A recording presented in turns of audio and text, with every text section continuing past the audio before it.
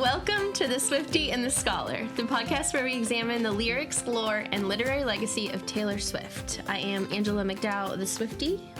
I am Dr. Jerry Coates, the Scholar. Please have a seat. Oh, class is in session. That is right. Today, it's class. Okay. I'm excited. Are you? I am. Are you really? I am. I had trouble deciding when I wanted to teach about this poem, and I thought, do I want to make people really bored at the start or really bored at the end? And I remembered when I would teach class, it was usually at the start. Okay, so if you get bored, skip ahead. Just skip ahead. Just say, I don't need this stuff. It's gonna get better, apparently. Okay, today we are continuing along the folklore journey with Exile. This is a collaboration with Bon Iver, actual name Justin Vernon. We've only done one other collaboration, and that was also with Bon Iver, and that was Evermore. So I haven't looked this up.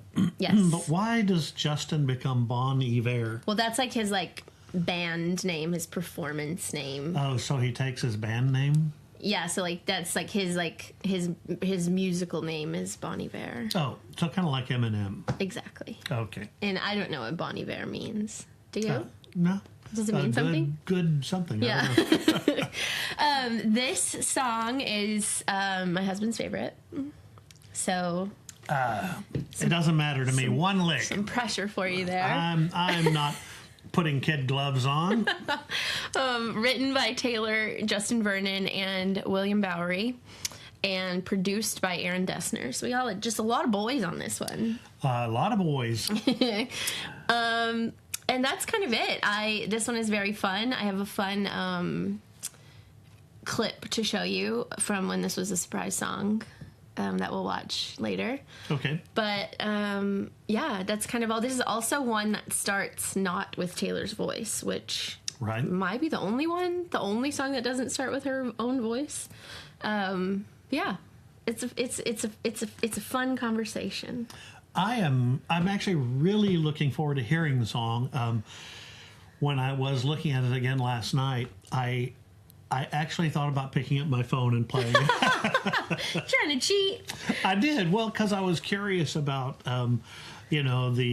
the bridge and the outro, you know, and you said they're really fun, when we were talking earlier. And yeah, because they have the mixed voices, and I thought, I really want to hear that, Yeah.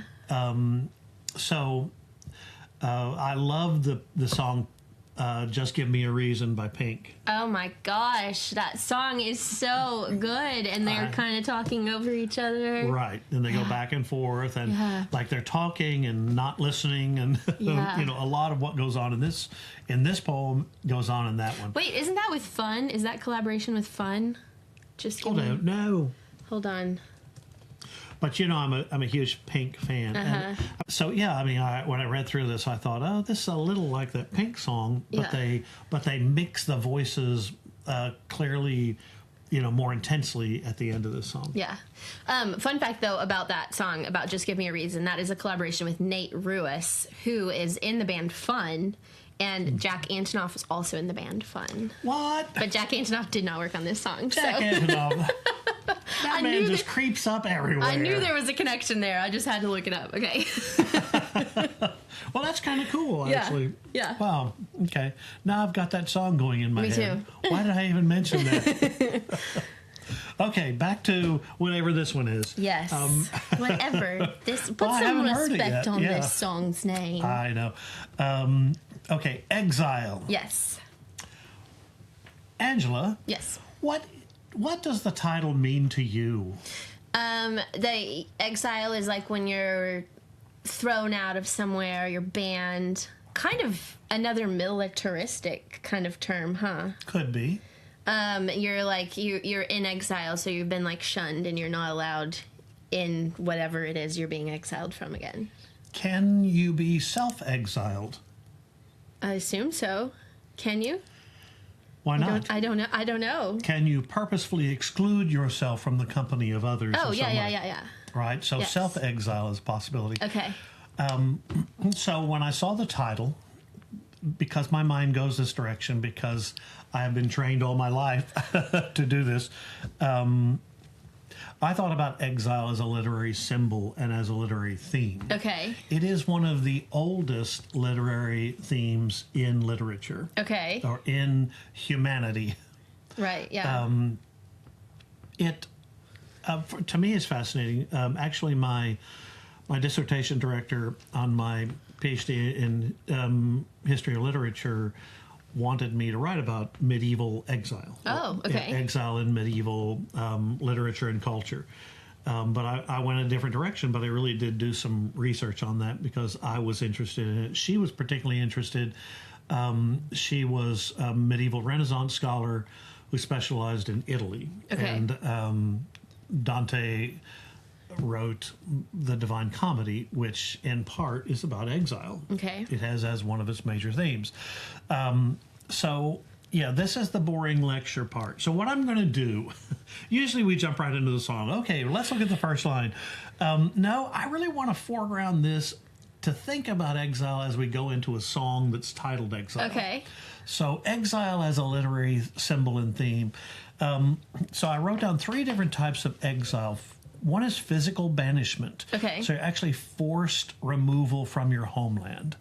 And we'll see an example of that. Something I didn't mention that just kind of popped in, biblical exile. You know, the Hebrews are exiled from the promised land for 40 years as they wander in the desert. Right. You know, so exile can be physical banishment, and it emphasizes sometimes political oppression or divine wrath. Mm-hmm. There can be psychological or internal exile, self-isolation, alienation, feeling like a stranger within one's own society or culture. Okay. And we touch a little bit of, I hope if you're thinking about the song Exile, and I'm thinking about the poem Exile, these are all going to have implications for what's written. There's spiritual exile. It's metaphorical banishment from a state of grace or from innocence or from paradise, such as humanity's expulsion from the Garden of Eden. Okay, yeah. Okay, so let's say you thought you were in a perfect relationship, but spiritually exiled from that relationship.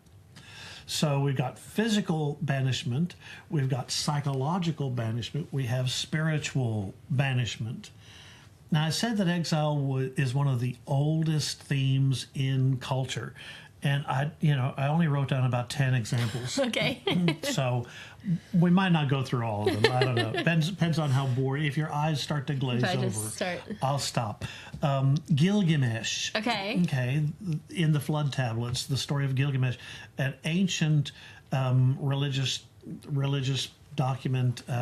We have the Flood Tablets from around the 7th century from Ashurbanipal, but they go farther back than that. Enkidu, who is Gilgamesh's twin, it's his paired best friend. And Gilgamesh is half part god, part man, but Enkidu grows up in nature, right? He's a wild man of the desert. He eats wild honey and locusts and wears animal skins. Okay. When he comes into the city to try to calm Gilgamesh down a bit, he's essentially banished from nature. And so he lives in this perpetual state of banishment, a physical banishment, but also psychological and spiritual banishment in a lot of ways. Adam and Eve are banished. Yes, yeah. And so we read Milton's Paradise Lost. And it's actually an exploration of the nature of that banishment, because banishment, exile happens on several levels in Paradise Lost. In Book 1 of Paradise Lost, Satan is thrown out of heaven. And you're already starting to glaze over. No, I'm not. I'm just really listening. I'm just trying to take it all in. To me, it's just so intensely interesting. Satan gets thrown out of heaven with a third of the rebel angels, and he falls all the way in hell, and he is in adamantine chains, and, Beelzebub comes up and says, "What are we going to do now, Master? What can happen?" And Satan says, "Better to rule in hell than serve in heaven." So, he's completely defiant, even though he's in exile. And so kind of happy to be exiled. Some of that defiance, I think, leaks through this poem as well. Interesting. Okay. Have you seen the Odyssey yet? No. No. I'm waiting to see it. Okay. I can't believe I have to wait this long because the Odyssey is one of my favorite books. And I mentioned last night, I think I've read it 20 times. I've taught it 20 different times. Yeah. And Odysseus is exiled from Ithaca. He's essentially banished from his home because of his own hubris, right? He commits some acts against the gods during the Trojan War, and so his exile is from his own homeland, from Ithaca. One of my favorite poets, Ovid, who wrote the Metamorphoses, was exiled from Rome. He's exiled by Augustus all the way to the edge of the Black Sea, which is like the hind end of nowhere. Okay. and so he writes a couple of really important books. The Epistulae ex Ponto, epistula, are letters. We learned about this. Right. So they're letters from the Black Sea. And he also writes Tristia, which means sorrows. So he was exiled from the center of the world, Rome, all the way to the edge of the Black Sea, which would have been the edge of the Roman Empire. So he writes poetry about it. Dante gets exiled from Florence, and that exile appears in the Divine Comedy.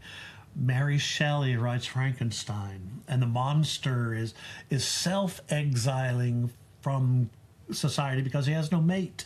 He realizes his solitary nature and his loneliness is imposed on him by difference.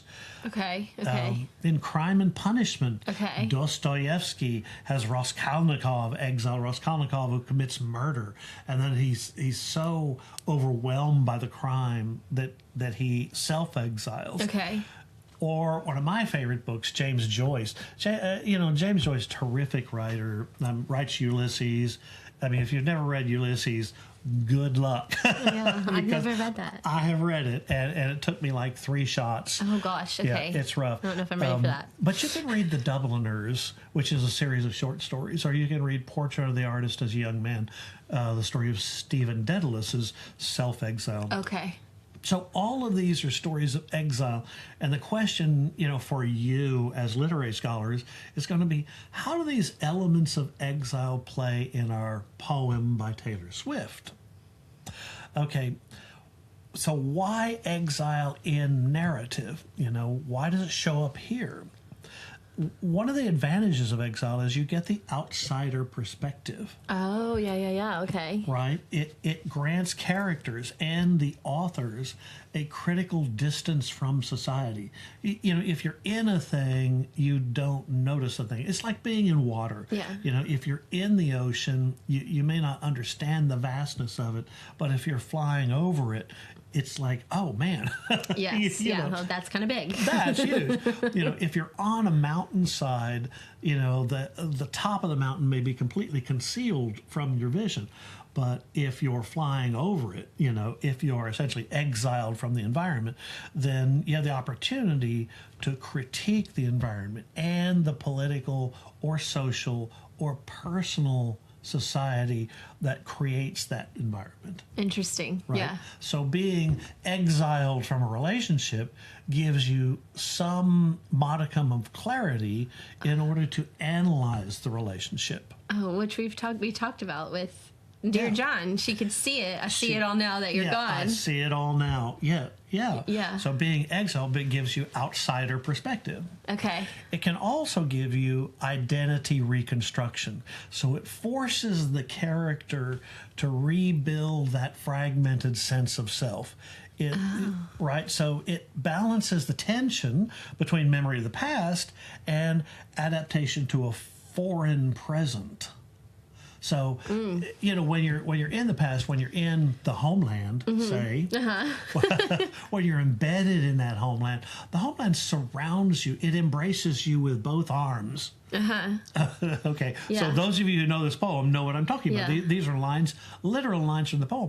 So it embraces you with both arms, and you don't think about who or what you are. You don't think about things that are necessary to your own self-identity, things that are necessary for your own progress.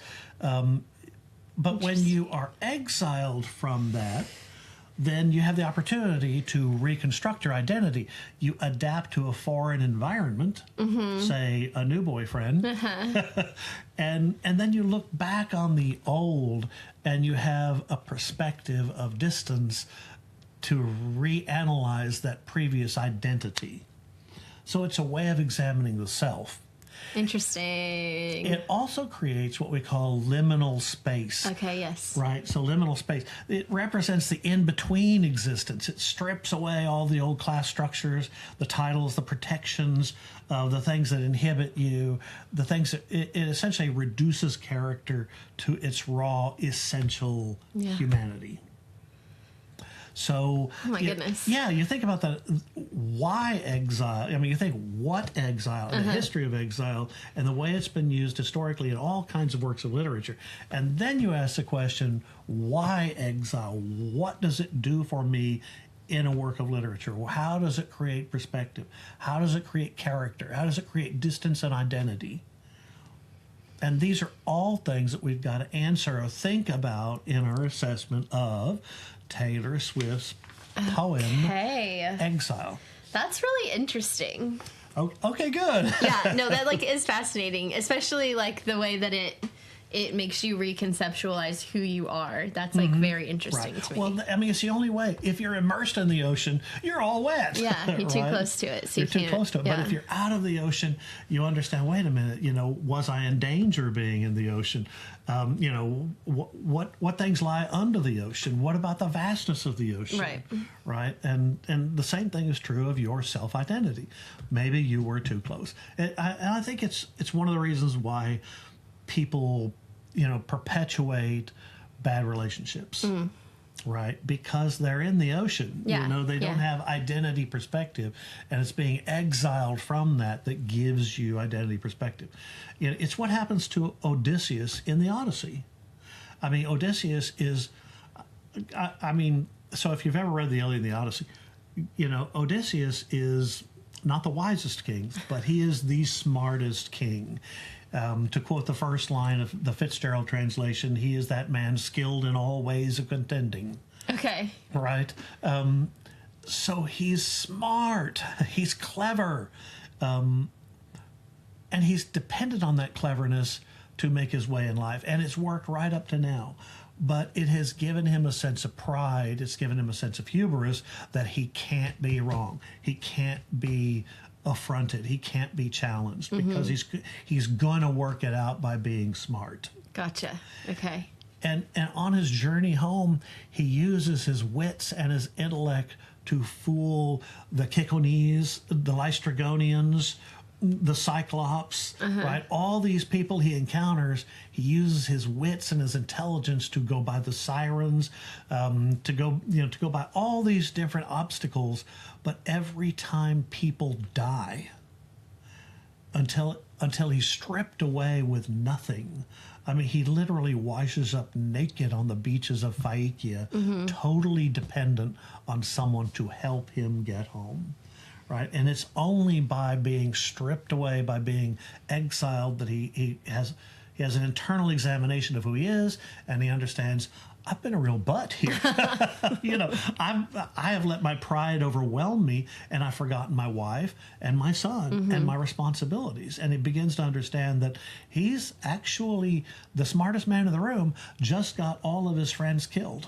Yeah. And has been away from his family for 20 years.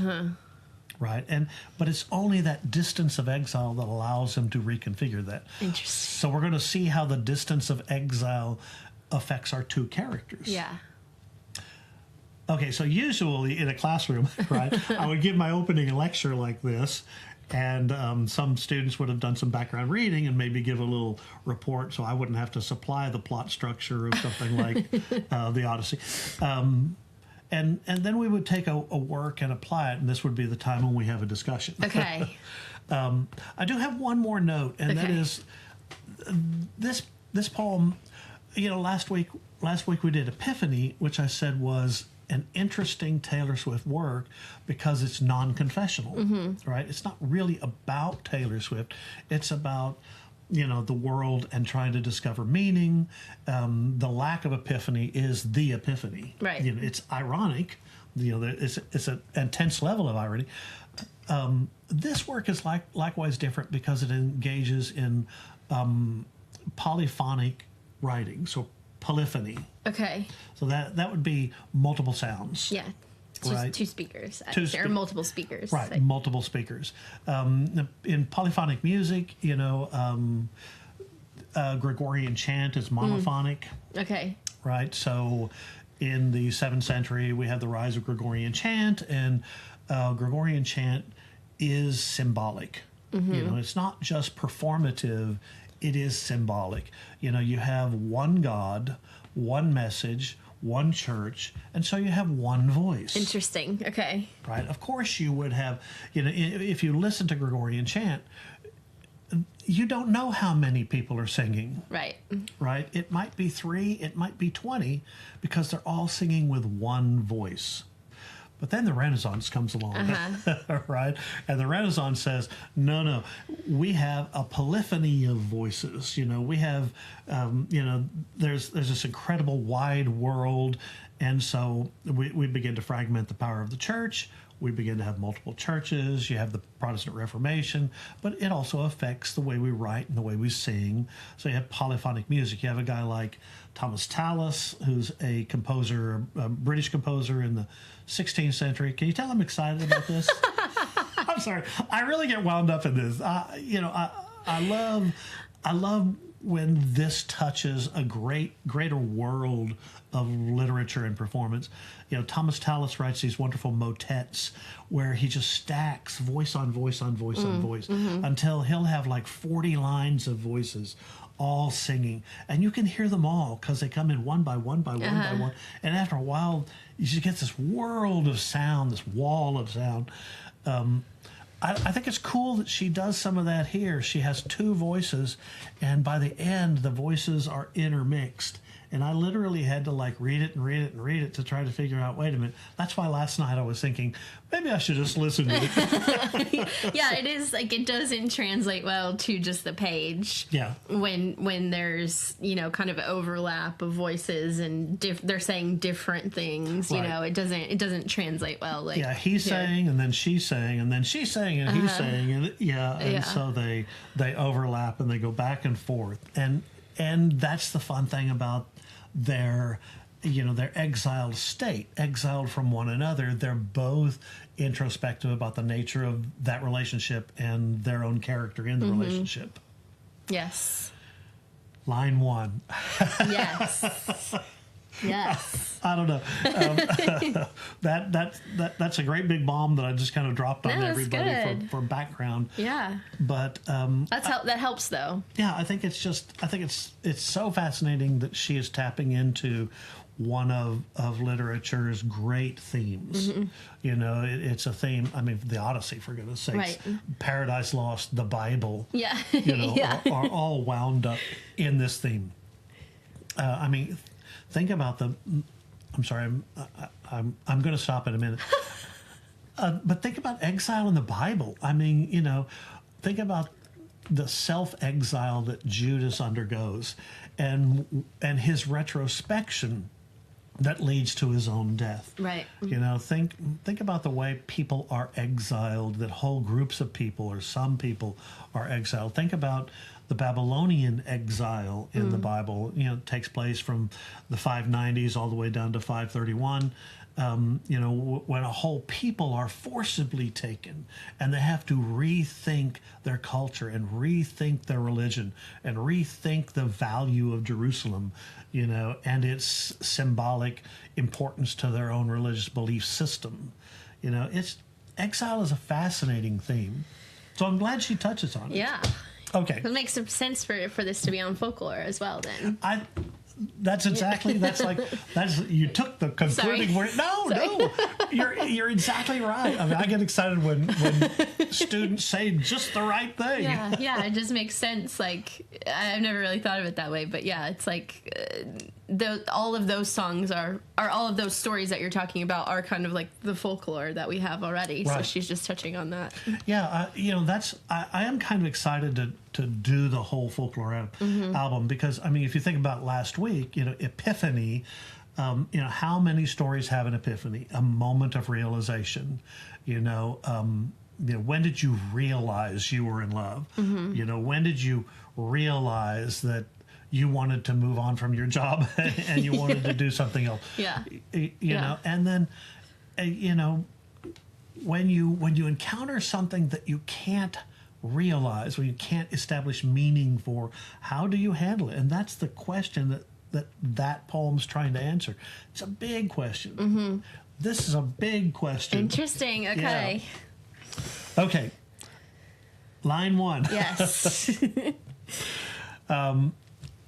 I can see you standing, honey, with his arms around your body laughing, but the joke's not funny at all. And it took you 5 whole minutes to pack us up and leave me with it, holding all this love out there in the hall. Verse 1. I said line 1. I guess I had to read the whole thing. Verse 1, line 1, I can see you standing, honey. Alliteration, see, standing. So, she's opened up her poetry kit and she's going to pull alliteration out. We have the male voice at and of course, I didn't know that immediately. I just read Justin Vernon and assumed it's a guy. Yeah. Singing at some kind of a social gathering. Right. It's not identified. Okay, so the question we always ask about literature is why? Why doesn't she say at the party, at the birthday party, at the concert, why doesn't she say it? Well, because we are just filling it in our heads. We fill it in our heads. And I don't think it matters to her. It doesn't matter where they are. It's that first encounter, right? It could have been at the grocery store. Yeah. Right? And it could have been. Maybe it's at the grocery store. Yeah, who knows? Yeah, who knows? Because what's important is he sees her. And she's standing. Okay, if last week in Epiphany we saw how important her diction is, how minimalistic, how compact, but how 7/8 of it is under the iceberg effect. Yes. Why is she standing? It's an image of strength. Yeah, she's upright. Right. She's not lying. She's not sitting. She's not bent over. She's standing. So she's, on her power, and maybe that's something that irritates him. He calls her honey. Yeah. It's ambiguous. I know we're already into ambiguity and we're only on line 1. Is this a term of endearment? Like, has he called her honey as a matter of fact in the past? Like honey, Yeah. Would you hand me that? Yeah. And so does he include honey here as a reflex, something he once called her? Or is he using honey ironically? Oh, interesting. Right? Yeah. Is he saying honey? Yeah, yeah, being snarky about it. Yeah. And do we know? No, we don't. Because he is not inside that relationship. He's forced to be outside. He is in exile. With his arms around your body. Okay. Really nice assonance. She's popped out alliteration. Now she's reached in and grabbed assonance. Repetition of vowel sounds with his arms around. See the A's and the I's. So you got these really nice poetic techniques working. The arms are around her. Okay, why both arms? Why not arm? Why not holding a hand? Because it's like she's been fully taken in by another person. Yeah, I mean, think about that again. She's got really nice diction. She understands word economy. She understands what words mean. She doesn't say his right forefinger rested lightly on her arm. She says his arms around your body. Okay, arms, possessive. Okay, so, and if you're a perceptive reader and you understand that iceberg effect, yes. Think about possession. So when he was prior to his exile, was one of the problems possessiveness? Definitely could have been. It could have been, and I wonder about that. I mean, she doesn't say it explicitly here, but the arms bother him. Right? That somebody else has her. Somebody else has possession. Right. It could also be ambiguity. It could also be protectiveness. Oh, okay. Right? Both arms protecting her. Okay. So they notice the old boyfriend over there. They know that it wasn't a happy breakup, and so he puts his arms around her to protect her, to offer her emotional, physical comfort. And that bothers him. Yeah. Either way, he's bothered by it doesn't matter which, really. Right. Or maybe it's both. And she says around your body, very physical imagery, very sexual, right? I mean, it's not just his arm around your shoulders, his arm around your neck. It's around both arms around her body. Yeah. And that, I don't know, that like your whole, like the whole of her. Yes, like all of her is now given over to another person. And I don't mean to characterize her as being passive, the female in this poem. You know, it could be that she has given all of herself. Right. Yeah, but we're just looking at it in this verse is from his perspective. He's just seeing it from, because he's exiled, he's seeing it from the outside. So. And I wonder if his possessiveness is part of the problem. Yeah. Yeah. Yeah. Laughing. So they're laughing, but the joke's not funny at all. Laughing, okay, so now we're juxtaposing she's happy, he not so much. No. And the joke's not funny. Is that because the joke is on him? Yeah, it's like, why is he saying the joke's not funny to him, or is he saying you're laughing and it's fake because it's not a funny joke and I know you're faking because I know you even from over here? Right. Yeah, and I think he's wondering that too. Is this something that you're faking? You know, like if you saw the old boyfriend, you wouldn't want to appear to be sad. Right. All of a sudden, you're just like, right. Yeah. So you know, the joke's not funny, but why? You know, and it took you 5 whole minutes. Okay, that's hyperbole. So she's, you know, throwing things out of her poetry kit. We've got assonance, we've got alliteration, we got hyperbole, we've got ambiguity. So 5 whole minutes to pack us up and leave me with it. So now she is using a metaphor, right? Comparing their relationship to like a suitcase. right. And and it may be a literal description as well. Yeah, like moving out of a house or... Yeah, I'm getting my stuff, I'm leaving. Yeah. You know, and I think one of the reasons why he doesn't know what the joke is, and he doesn't understand why it took her, she left him in such, you know, an alacritous manner, she is because he's exiled. Right, he can't know. Right, every line underscores that idea of exile, and we haven't even seen the word yet. No.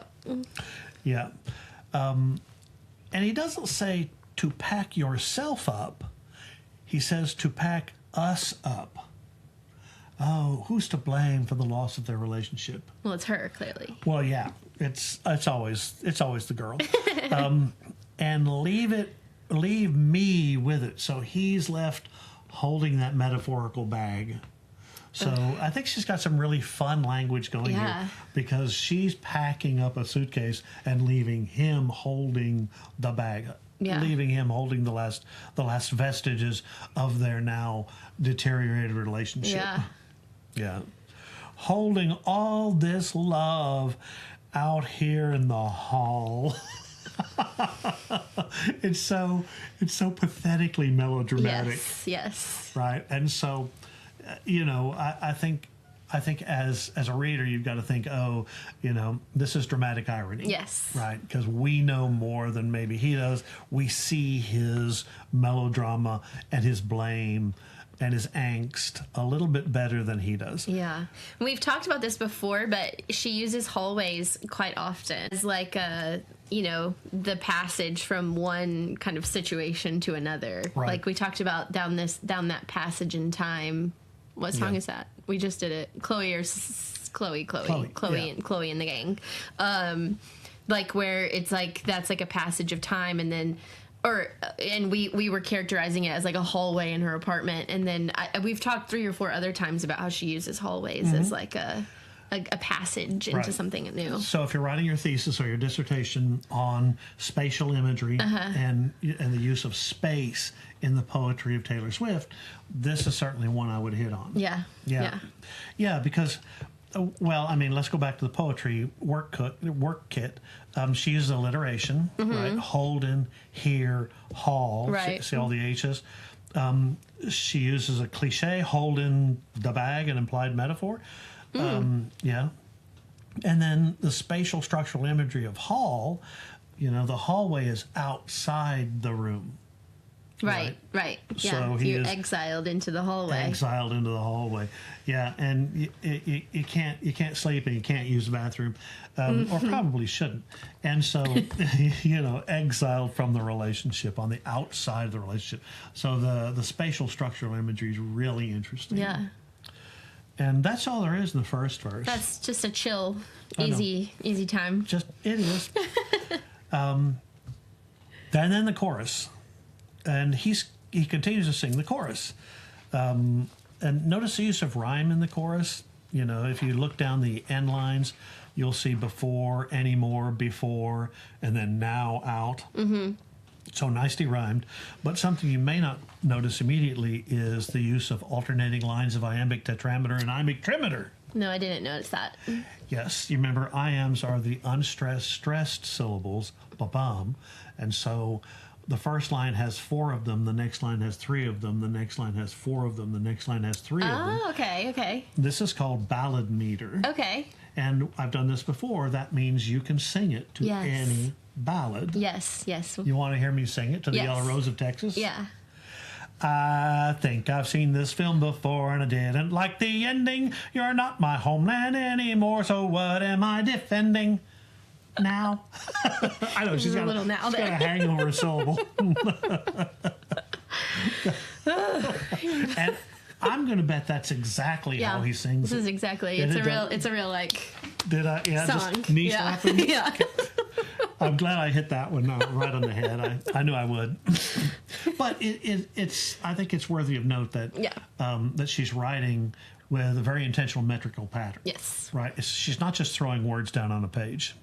So I think I've seen this film before. So she introduces one of the functional metaphors of our poem, that film is like a relationship. A movie is like a relationship. She also uses assonance, Ives, this, film. Yeah. And then she goes, and I didn't like the ending. So the ending of the film, she's extending the film metaphor. So it becomes a conceit. A conceit. Yeah. So then he says, you're not my homeland anymore. This actually introduces another metaphor. Okay, yeah. Right? The homeland is metaphorically their relationship. So it examines the cliche, home is where the heart is. Yes. Right? So you're not my homeland. I'm not inside that space anymore. Like Dante's not in Florence anymore. He has been exiled from it. Right.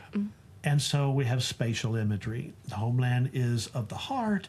And this is like personal in a very macro manner. So, I should be part of that entire place, right? But I'm not. I'm outside of that entire place. So what am I defending now? So she takes inside the film metaphor, she takes the homeland metaphor and extends that another line. And she says, why would I defend the homeland? Actually, he says. Right? Yeah. She's writing. Yeah. She writes, why should I defend our old relationship? Yeah. If I'm exiled from that, then what am I? Right. Why would I defend it? There is no why. You were my town. Now I'm in exile, seeing you out. Okay, so first time we introduced the word exile, title word. Yes. And this is spatial imagery. Okay, so we've tightened the focus from the entire homeland down to the town. Just a little town, yeah. Right, so now we have more personal. So we went from the macro description of homeland to a kind of micro image of town. But somehow you're gone from that smaller space, or I'm out of that smaller space. Mm-hmm. So in this big world where we have found each other and created a relationship, I'm outside of that relationship. I think I've seen this film before. So we have a little repetition. Yeah. And that's the end of our male voice. Yes. I just said to you before we started that I had an epiphany about this song on the way here. Right. And I did not have a chance. I was driving, so I didn't have a chance to look up and see if anybody else has talked about this. But whenever, for some reason, while I was listening today and I heard home in Homeland, my brain went to My Tears Ricochet, which is the first song we ever covered on this podcast. Oh, yeah. And that song is about her losing her master recordings. Mm-hmm. And she's kind of fighting Scott Borchetta in that song, who is the owner of the record label. Now, Borchetta, is that where you take bread and put tomato and... Yes. Yeah, okay. Scott Bruschetta. But in that song, she says, "I can go anywhere I want, just not home." Oh, that's cool. And so I started, for some reason, I've been listening to this song for 6 years, but for some reason today I was like, wait, is this whole song a metaphor, like a conceit, I guess, inside where what looks like a relationship, like a dating relationship, but it's actually her and Scott Borchetta fighting about her leaving the record label and him then selling the masters away, and her having to, before he sold them away, she left and went to a new label because he wouldn't give her what she wanted. I don't know. Yeah, so I was just and I don't know if anybody else has talked about this, so. But you I'm sorry, you're putting other ideas in my head too. No, that's really interesting. Yeah. I don't know. Yeah. First of all, I think we should do a word search on her discography to see where she uses the word home. But also I'm thinking about when she goes home, for Christmas. And she talks about how she's no longer a part of that environment. Yeah. Right? Yeah. Or, I think that's really interesting. Or when... in the trilogy, when we get to Cardigan, we move outside of that environment. Right. So is that a form of exile, self-exile from the home? And is that why Cardigan is such an interesting poem? Because she's looking back and she has she's reconstructing her persona, her identity. Which you do, what you were talking about. Yeah. When you're exiled, you can finally see all the things. Right. You're finally out of the ocean. And you can finally see it all. That's really interesting. Yeah, and so I don't know. I haven't had time to sit and think that through, but if y'all have people who have talked about that, please let me know, or if you have an idea about that. But then I just started thinking oh, that could be so interesting, especially when we get to the ends and they're talking over each other. And I could just imagine, Taylor and Scott Borchetta. Taylor was the first person signed to his record label. Mm-hmm. And she obviously was successful pretty early on, and then she became Big Machine Records. That was, she was the biggest name on that label, and she wanted to stay. They had been together since she was 15 or something, and I think she hated having to leave, but she didn't feel like she had a choice. And so she left, went to a new record label, and then he decided to sell all of her masters to someone else. And so I'm just thinking it really does kind of fit with this entire metaphor. She, you're saying, can you be self-exiled? She had to remove herself from that situation because it wasn't serving her anymore. And I'm sure at the same time, Scott Borchetta is well, my moneymaker's leaving. Mm-hmm. You know what I mean? Right. So I don't know. It's I'm trying to search my head for the other images of home. We get a little touch of that in Marjorie, where she remembers her life as a child at home, and her interactions with her grandmother, and now later as a performer, she can look back with introspection and realize those fragments of her own personality that were shaped by her grandmother. Yeah. Which has nothing to do with Scott Borchetta. No, but it's all just like it's, the home image is interesting in all these different ways. Yeah, how does she carry a home forward? Yeah. Wow, that would be a really interesting paper to write. Yeah, yeah. So maybe I have time for that kind of stuff now. So we'll get busy. Get to working. I know, get busy. Wow. All right. Yeah, so I don't know, but just an interesting thought I had on the way here. Yeah. You're making me listen to these songs differently. No, that's really good. Yeah, I like it. Okay, verse 2? Yes. Finally we get some Taylor in here. Well, I feel like I need to go sit in a dark room now and just think about that for a while. You pull your My Tears Ricochet notes down and... Right, and pull them up and take a look at how she uses home elsewhere. Yeah.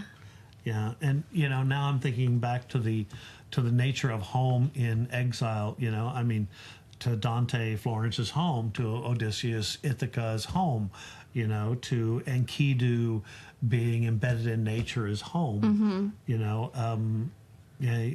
think about how that participates in that great, formative literary discussion of what exile is.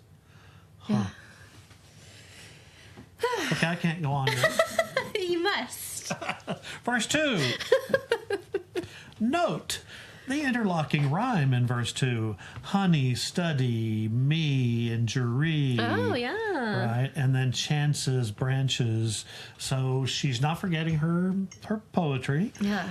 And so the female voice says, I can see you staring, honey. Okay, parallelism matches verse 1, line 1.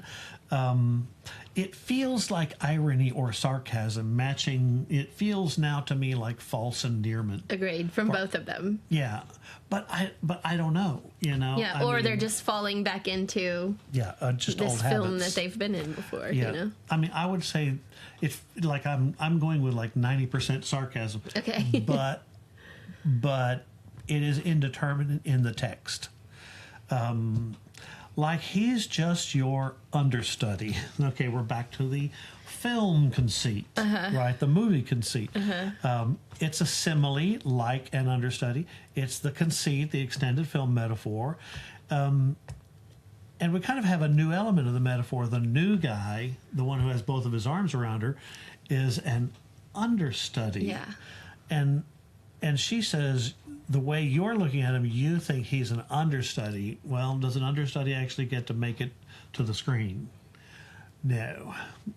So she says, I know what you're thinking. You think he is less than you. Yeah, you think this isn't real. Which, if you really think about it, is interesting for later in the song. Because what is the disjunction later in the song is he says they should have known each other's thoughts. Right. But here she's reading his mind. She's like, I can read your thoughts. Right. And you're wrong. And you can't read my thoughts because he's not my understudy or your understudy. Like you'd get your knuckles bloody for me. Okay. It didn't take me but about 0.2 seconds to remember from the Great War, my knuckles were bruised like violets. Yes. So imagery. Would you really want to get into a fight? And so now I went back to Dear John, about you look like the kind of guy who'd get beaten up in elementary school or whatever. Yeah. Chloe. Oh, Chloe, I'm sorry, yeah. So she doesn't believe he'd start a fight, but I don't think that the knuckles getting bloody are necessarily realism. I think it might be metaphorical. Yeah, like you're looking at him like you would fight for me, not necessarily actually fight, but like you're going to try hard to get me back. Right. But you weren't fighting for me when we were in this relationship. So what he would do is he'd walk up in the grocery store and say, "Hey, have you got a new hairdresser?" Or is this the new guy? Yeah. Yeah. Or he'd just try to say something snarky, which would be getting his knuckles bloody. Okay, yeah. Right. Second, third, and 100th chances. Okay, you remember he was hyperbolic. Well, she's hyperbolic. she said, you know, I gave you multiple attempts to fix this relationship. We engaged in multiple attempts. The 100th time around is when I exiled you. Right. Right.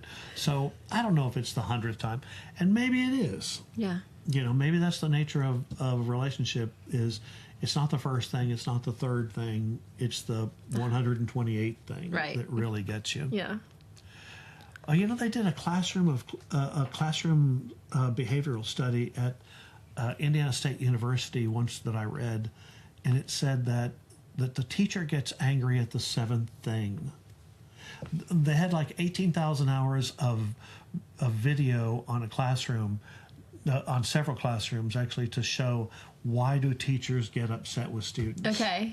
And it's not necessarily the one thing the student said, it's the 7th thing. Yeah, but that person maybe is the first time they've said something, so they think it's like, well, why did you just blow up on me? But it's actually like the straw that broke the camel's back, so to say. I think it's pretty great. So, so you see Janine chewing gum, you say, Janine, get rid of the gum.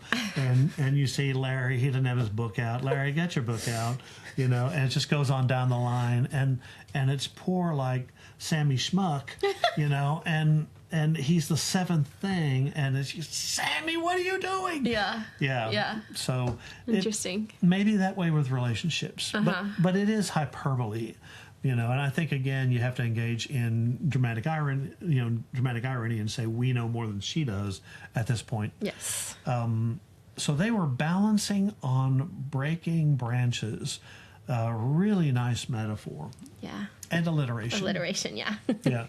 But a really nice metaphor comparing their relationship to a tree where they're precariously out on teetering branches.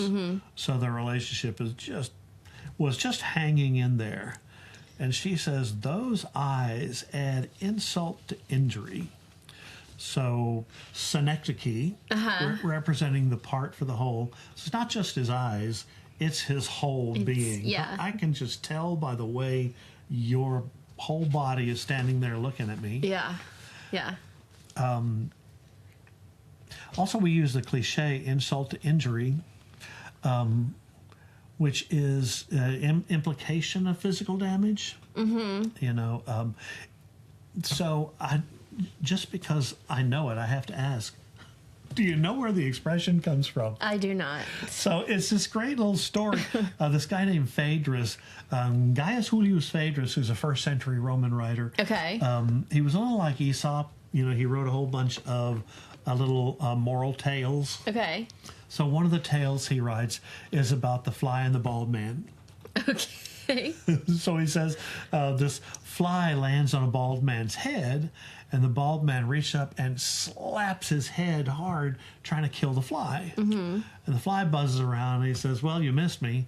And he said, you know, why did you slap yourself like that? He said, I was trying to get you. And the fly said, well, you just added insult to injury. Interesting. Yeah, kind of fun. Yeah. There's your story for the day. Yeah. Share that with the kids. Who knew? Or go and get Phaedrus's book and read through them. They're fun. So that's her chorus. Yes. I mean, that's her verse. And then she sings chorus. I think I've seen this film before, and I didn't like the ending. Okay, I won't do that. But I really want to. We could do it to the Ballad of Jed Clampett. Come and listen to my story about a man named Jed. I think I've seen this film before, and I didn't like the ending. I'm not your problem anymore, so who am I offending now? Same rhythmic pattern. Okay, why? Well, because we've seen this film before. We've seen this film before. Yeah.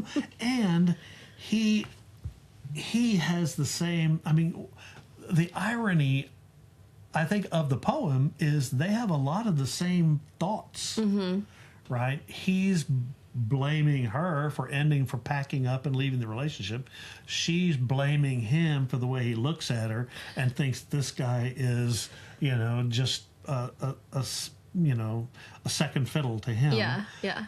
And then they sing virtually really the same chorus. Oh, that's interesting. Yeah.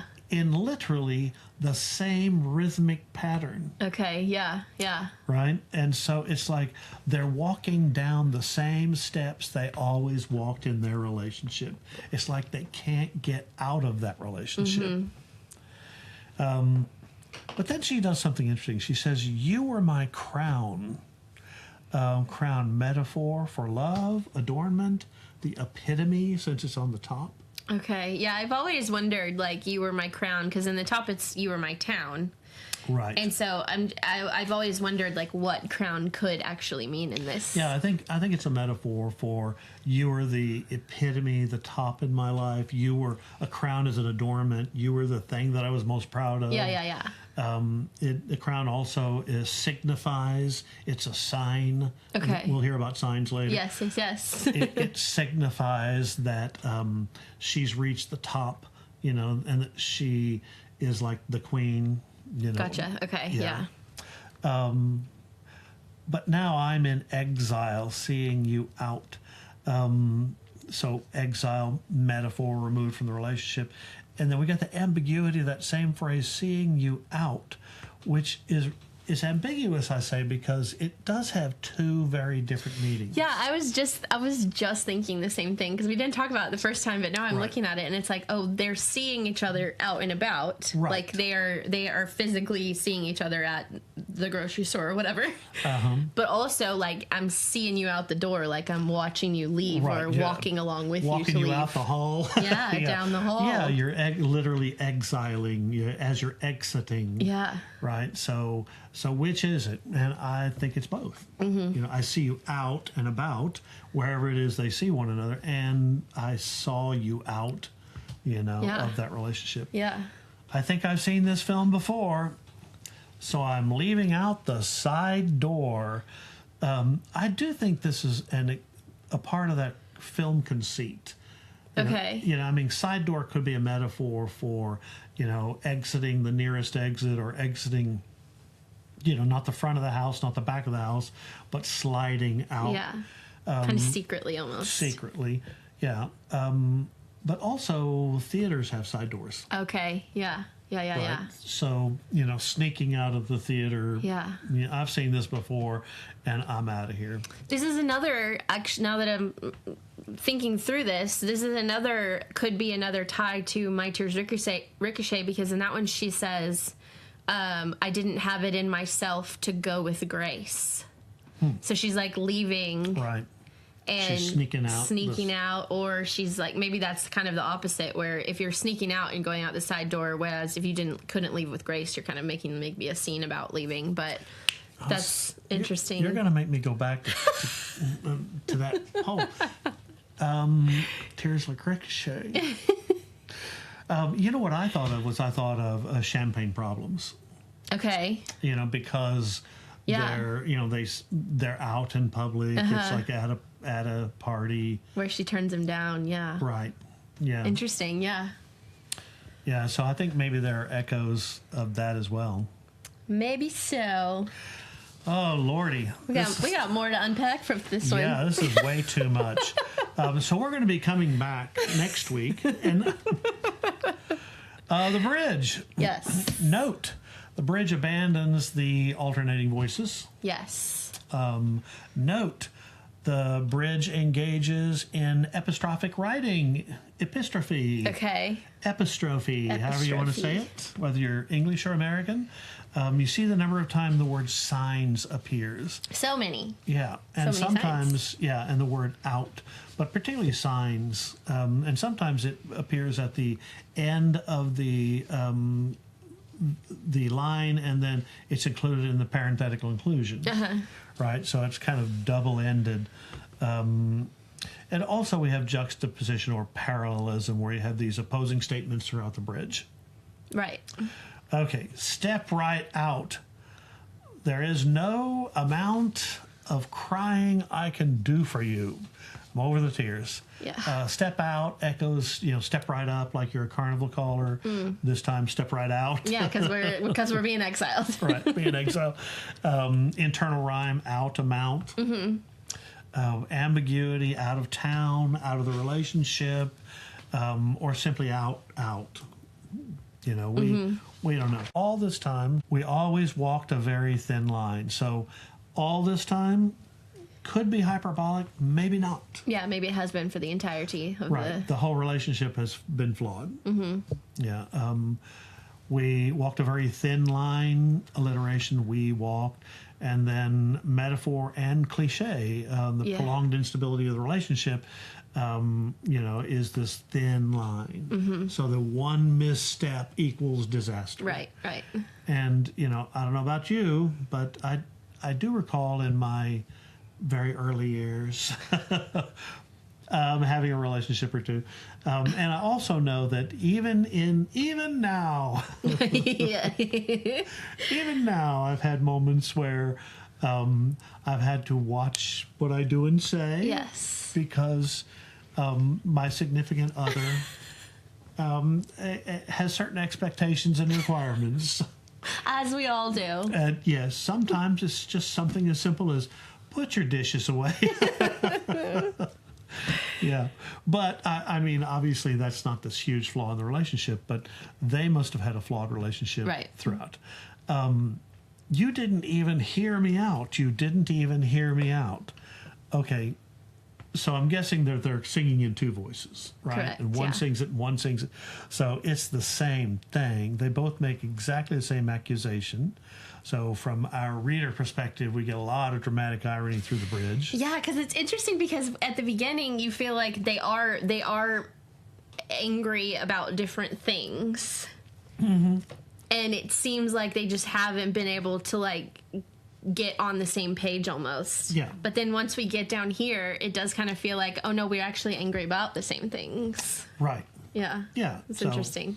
Yeah. It's just more miscommunication. The very first thing they say is hearing me out. Miscommunication. Yeah. Right? You don't listen to me. And she or he says, well, you don't listen to me. Yeah. You know, you never gave me a warning sign. I gave you so many signs. I gave so many signs. So, you know, the use of the word sign, of course, makes me think semiotically, the study of signs. And I've mentioned that before. Yeah. Kind of be interesting to look at her use of signs. And here they're literally talking about signs. Yeah. All this time, I never learned to read your mind. Never learned to read my mind. I want to know who's singing which. You know, because I'm anxious to hear the song. I mean, so does this mean that lovers in a real relationship should be able to read minds? I'm putting read in air quotes. You know, or is it an unrealistic expectation on both of their parts? It's a good question. Well, thank you very much. But that just made me go. But I do think, like, if you're in a relationship and you're actually in it and you're paying attention, then you just understand enough about the other person where it does kind of seem like you're being able to read their mind. See, I would like to think that. But in my long life, I have from time to time misinterpreted a sign from my spouse. Absolutely, yes. Yeah, I have misinterpreted a sign from my spouse from time to time, and I would like to think that I understand them and know what they're thinking, and sometimes I just don't. Yeah, but that's just like a once in every so often. Well, it is true, yeah. And I feel like in this... and maybe I'm, iceberging it like you're talking about earlier, but like maybe this isn't actually there, but it's like, it seems like this was like every time I was giving you a sign you weren't getting it. Yeah. And I think you're right. Yeah, I do. I think this implies that lovers in true relationships should be able to anticipate one another's thoughts and needs. Yeah. Yeah. And you use the word iceberging it. Sorry, I made it a verb. That can be part of our new Swiftie and the Scholar vocabulary. Yeah. She's iceberging it again. I like it. That belongs on a T-shirt. Yeah. She's iceberging it. I couldn't turn things around, and you never turn things around. And one implies I tried, and the other one implies you didn't try. You never turned things around. Yeah. Or your attempts weren't good enough, at least. Right. Yeah. So it's like one of them at least retrospectively, engages in some self-blame, but the other one is all about blame. So again, who's singing what? Because you never gave a warning sign, and then I gave so many signs. Clearly miscommunication, right? And semiotics. So many signs, so many signs. You didn't even see the signs. Never saw those signs. I know. I saw the sign. And it opened up my eyes. I know. I love that song. I do too. That's back in my wheelhouse. Okay, the chorus. Oh, Lordy, they're going to sing it again. This time it's both of them. I know. Or was it both of them before? Yeah, no. No, the first time it's just Taylor, I think. Yeah. So, first time it's just Justin Vernon. The second time it's just Taylor. And this time it's both of them. So do I have to read this whole thing? What am I defending now? I think I've seen this film before, and I didn't like the ending. You're not in my hometown anymore. So what am I defending now? You were in my town. Now I'm in exile, seeing you out. I think I've seen this film before, so I'm leaving on the side door. And I just really love the way she remixes this chorus. I think it's so fun. Yeah. And you can see what she's doing. She's mixing the voices, she's mixing the thoughts, she's mixing the emotions. Exactly. Yeah. And the irony is, why didn't they do this during their relationship? Right, like why aren't you just chatting about this? Right. If they're literally singing this chorus together in the same rhythmic pattern with some of the same ideas, why didn't they take an hour, go into that dark room, and just have a conversation about this? And then we have the outro. So, step right out. There is no amount of crying I can do for you at this time. We're always walked a very thin line. So we have a lot of repetition. You didn't even hear me out. Didn't even hear me out. Didn't wait for a discussion and answer, Yeah. You didn't give you never gave a warning sign. I gave so many signs at this time. I never learned to read your mind, never learned to read my mind. I couldn't turn things around. You never turned things around. I mean, this could be either voice saying either one. Because you never gave a warning sign. I gave so many signs. You just get the eye roll. Yeah. You never gave a warning sign all this time. And I love the way she wants to repeat, but she tricks you and says, nope, we're going to go with all. Change it up this time. Yeah. So many signs. I never learned to read your mind. So many signs. I never couldn't turn things around. I couldn't turn things around. So this is both of them realizing now they couldn't turn it around. Right. Because you never gave a warning sign. You never gave a warning sign. You never gave a warning sign. So I wrote a little note. I said the outro serves as a final emotional echo. It doesn't resolve the conflict. The listener is left with the tension between these two perspectives. We don't know. Yeah, and they don't know, and it's I think that's a lot of times with the relationship. The way it breaks down is like sometimes it's not anybody's fault. It's just not right, Well, and so go back to Jerry's lecture on exile. We have physical exile, we have emotional exile. I think to a certain extent we even have a kind of spiritual exile. I think that they're both spiritually impoverished, by their inability to resolve, if not their relationship, then their feelings about it and about each other. Yeah. It's a hard thing to bring that to resolution, and maybe that's part of her message. Yeah. So I need to hear the song. Okay.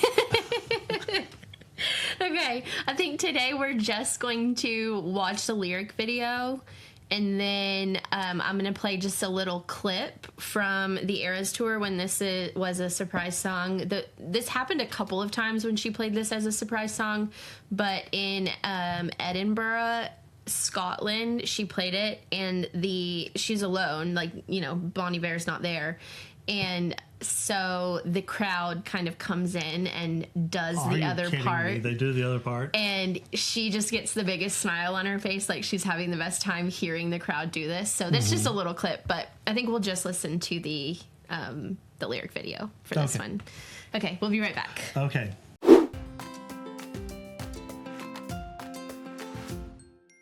Well, I just, I love the polyphonic storytelling. Yeah, me too. That's what makes this one so fun, I think, is just that the way it does build, like through the bridge and that last chorus and the outro, and they're just saying the same things but slightly differently and over each other and back and forth, and it's just it's perfectly emblematic of what it is, I think. Of what, yes, a broken relationship sitting on tree branches would be like, I love the metaphors. I think the tree branch metaphor works really well. The thin line, even though it's cliched, works really well for this instant. I like the film metaphor. I like it. Yeah. I really liked the use of exile. That they're both exiled. They're not only exiled from each other, but they're in some ways exiled from their own feelings. Oh, that's interesting. And so how does... how many different ways, not only is he, physically exiled from homeland or home or in the hall, so you got the whole spatial architectural thing going on, but how are you exiled from your own reconciliation of where your identity is? Yeah. Right? Because clearly they don't have enough time to get some perspective. Like, I really am okay with Valentina now. Are you sure? It was 8th and 9th grade, but but I wasn't when I was still close to I think proximity has a great deal. Right, like you're still close to the situation, like in time, and close to the situation in like, I'm still going to this school with this person or something. It's like still have kind to see of her different. In the hall. Yeah. She was in band. Yeah. So I still have to see her. Yeah. And her best friend still pestered me, and my best friend was her new boyfriend, stand-in, understudy. Oh my God. Wasn't her boyfriend. Just an understudy. To this day. That's right. Maybe I'm not over. Yeah, I am. I'm okay. That's the thing with the nature of exile. So I think it would be a fun paper to write, the nature of exile in exile. Yeah. Want to hear my summative statement? I do. We all do. Here you go. Swift creates something closer to a dramatic scene than a conventional pop song. The outro leaves listeners with an uncomfortable but deeply human truth. Sometimes relationships do not end because one person stops caring. Sometimes they end because two people can no longer translate their feelings into something the other can understand or even hear. That is why Exile feels less like a breakup song and more like a tragedy, a story not about the absence of love, but about the heartbreaking limits of human communication. Oh, yep, miscommunication. Yeah, and Mr. Communication. Don't forget him. That's so stupid. I liked it. Okay.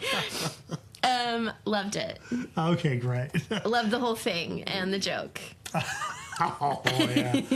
Okay. Let's just grade it. Okay. Exile from folklore. Yep.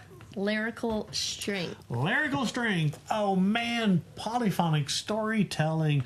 Use of ancient, thematic elements brought all the way into popular songs. Boy, that's a 99.8. What? Okay. Okay. Narrative and structure.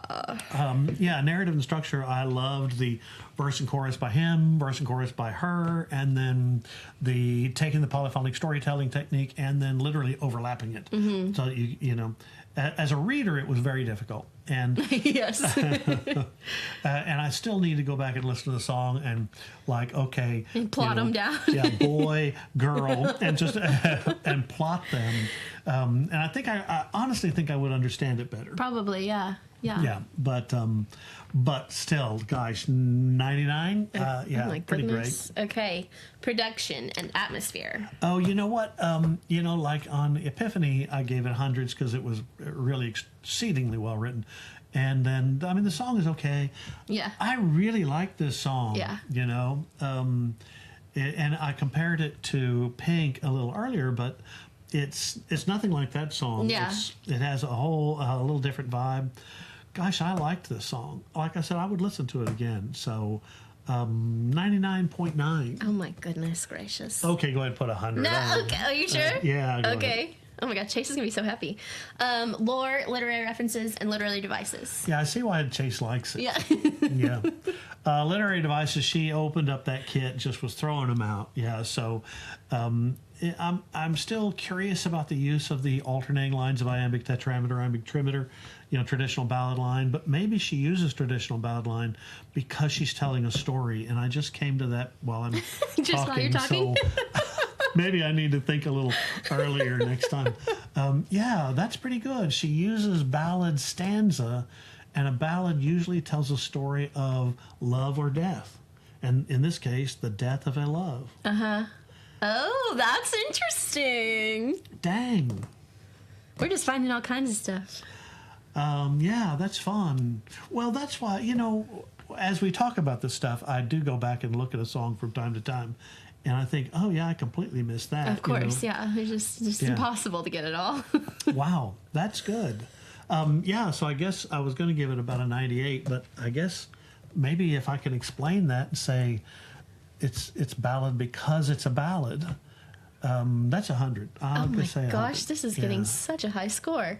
And I'm trying to make Chase happy. I like Chase. He's a good guy. Emotional impact. It did make me think about relationships. It made me think about relationships with my spouse. Mm-hmm. Not because the failed romance, but because it should almost be a warning sign. Exactly. That's what I was just about to say. It's like, it makes you think like, are there signs I'm missing? Right. Am I doing something wrong? Yeah. And maybe those times when I think she's being petty and picky, maybe she's not. Maybe I'm the one who's just missing the sign, and I need to buck up. Oh, goodness. Yeah. So can I say 99? Yeah, but that's going to give this a really high score. That's okay. That's okay. Yeah. Oh, my gosh. I think this was a masterpiece of storytelling. I really do. Okay. I love that for you and for us, for all of us. That's a 99.56. That technically can round up to 100. I don't round up scores. I do. I'm in charge of the score sheet. She's in charge of everything, I just sit here and talk about stuff. 99.56. I was not expecting that. Yeah, it is a masterpiece of storytelling. Yeah, I think, if it's probably, easier to walk up and take something like Album of the Year than it is to figure out a relationship. Yeah. And that's kind of what she's saying in this song. Exactly, yeah. Like I can do that in my sleep, but figuring out men, that's different. Yeah. Okay. All right. Practically perfect score for Exile. Practically perfect in every way. Okay. Anything else? No, I hope you're happy, Chase. Okay, make sure you come back next week. Should we just stick with folklore? Maybe we just need to write it out. I've been talking about doing this for a while, and I keep not doing it, so maybe we just need to do it. Let's do it. Let's do all the folklore. Okay, we're just gonna do it. Okay, so what I'm still gonna play with the order though. We're gonna mess it up, so y'all still don't know what's coming next, but it will be from folklore. I think we maybe only have like 5 or 6 left. Well, eventually they will know. Yes, when there's only one left. Yeah. Okay. Then make sure you're following us everywhere. Make sure you're subscribed. Stick around for folklore so then we can have a bonus episode about Uncle Jerry tackling the album as a whole. Oh, we can do that. That would be fun. Yeah. So you can tell us all the things you find in there and all that. And you can follow along on Instagram and TikTok at Swiftie and Scholar Pod. You can follow Uncle Jerry on Instagram at Drunkle Jerry. Thank you. My mind just went blank. And you can follow me at Angela Wyatt McDowell. And we will see you next week. Bye.